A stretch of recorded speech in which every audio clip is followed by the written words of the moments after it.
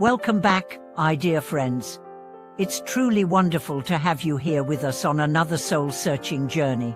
If this is your first time joining us, we are thrilled to have you. Be sure to subscribe so you don't miss the future wisdom we'll be uncovering together. Our goal here is simple: to walk with you through life's challenges, offering insights that can transform how you experience the world and yourself. Today, we are diving into a topic that touches every single one of us in one form or another: anger. Anger is something we all feel. It's a natural, human emotion. It arises from a place of hurt, frustration, injustice, or misunderstanding. And yet, despite its naturalness, anger is often misunderstood. We see it as something we must suppress, avoid, or overcome.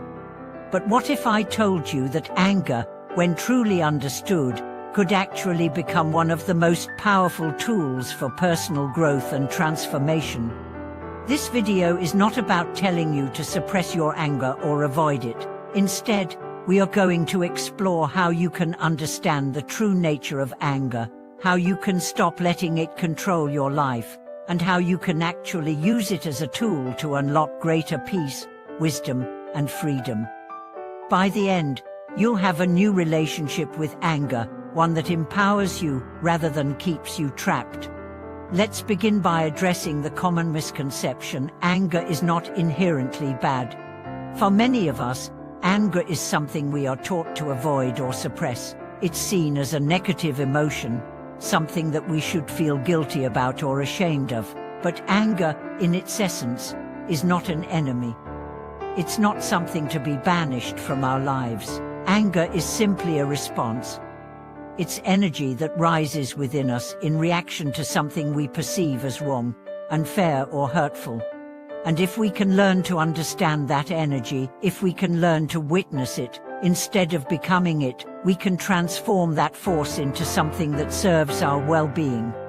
In Buddhist philosophy, there is a concept called right effort, the effort to work with our emotions in a way that leads to understanding and peace. Anger, when worked with in the right way, can actually propel us toward deeper self-awareness and inner peace. But when it is unchecked, when we become consumed by it, it becomes a source of suffering, both for ourselves and those around us. The key is to understand how to transform that energy and to use it wisely. One of the first things we must understand about anger is that it is rooted in attachment and expectation.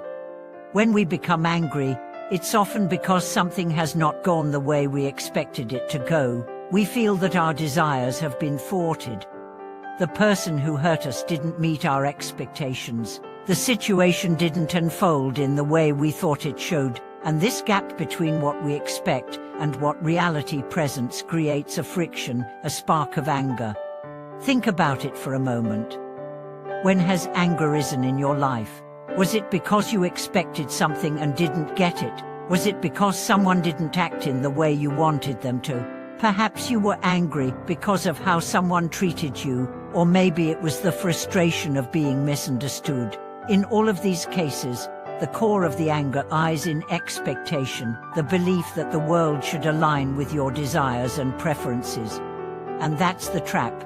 We can't control the world. We can't control how people act or how life unfolds.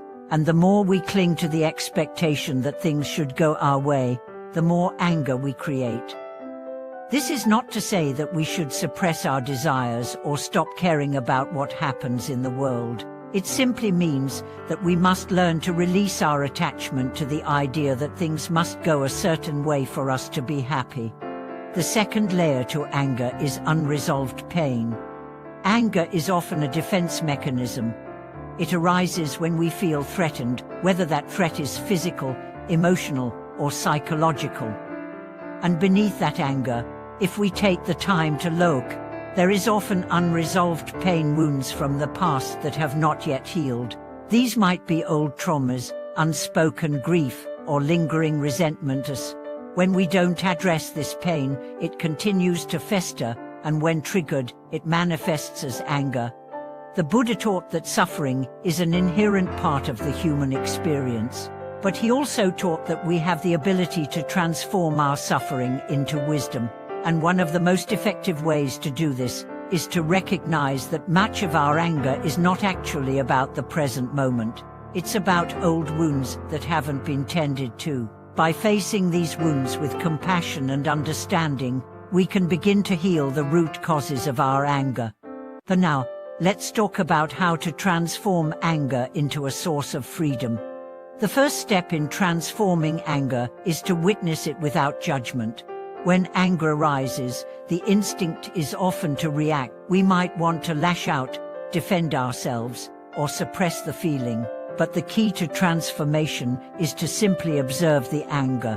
Recognize that it is here, and instead of letting it control you, become the observer. Ask yourself, what is this anger trying to tell me? What is it trying to protect me from? What belief or expectation has been triggered by this emotion? The second step is embracing the energy of anger, rather than rejecting it. Anger, when allowed to be felt fully, can actually be quite powerful. It's a force that, when channeled correctly, can inspire action, bring about change, and drive us to stand up for ourselves and others. The goal is not to suppress anger, but to use it as energy for transformation. For example, you might use anger to advocate for justice, to express your boundaries, or to make necessary changes in your life. The third step is compassionate inquiry. When you feel anger, ask yourself where it's coming from. What belief is being challenged? What past pain is being triggered? Often, when we understand the root of our anger, we can meet it with compassion. Instead of viewing it as a flaw or weakness, we can see it as a sign that there is something within us that needs healing. Anger is a message, not an enemy. And when we listen to that message with an open heart, we can transform it into a force for good. The fourth step is forgiveness. In many cases, anger is rooted in past hurts, whether it's someone else's actions or our own. Forgiveness doesn't mean excusing behavior or forgetting the pain. It means letting go of the grip that anger has on us. Forgiveness frees us from the chains of resentment and opens the door to peace. When we forgive, we stop carrying the burden of anger, and in doing so, we free ourselves to move forward. The fifth and final step is surrender.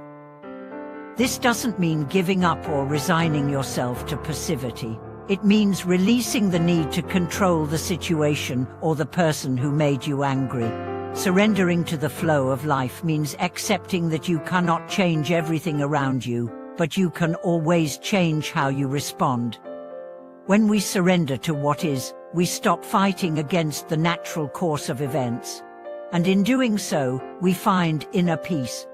Anger, in its true nature, is just a wave, an emotion that rises and falls. When we meet it with awareness, compassion, and wisdom, we no longer drown in it. Instead, we can ride the wave, knowing that it too will pass. As we close today's video, I invite you to reflect on your relationship with anger. How has it shaped your life? What would it feel like to transform that energy into something powerful and freeing? Thank you so much for being with us today. If this message resonated with you, please share it with others who may benefit. Don't forget to subscribe, like, and leave a comment below. How have you learned to work with your anger? How has this transformed your life? Thank you for watching this video. May you always find freedom in your emotions, and may you have the wisdom to transform any challenge into a stepping stone for personal growth. We'll see you in the next episode.